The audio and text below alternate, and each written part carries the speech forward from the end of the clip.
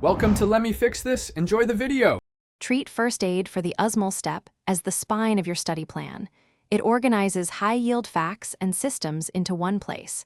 Use First Aid as your spine, not your sole resource. Aim for a daily 1-hour focused First Aid read paired with active recall. Plan a 6 to 9 month roadmap with weekly high-yield targets. Map First Aid chapters to your class or question bank schedule, so every chapter has paired questions and spaced repetition slots for efficient retention. Convert every important First Aid line into an active recall prompt. Make concise Anki cards with the topic, clue, and single best recall answer. Turn every First Aid fact into a flashcard or Anki card. Use question banks aligned to the same topics and do 40 to 80 timed U-World questions daily during peak months to simulate stamina. Do tutor-style review.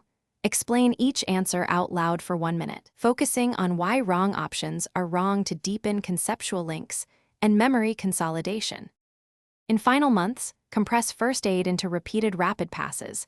Aim for 3 thorough reviews in the last 2 months, each with increasing speed. Use rapid First Aid passes of 3 full reviews in the last 2 months.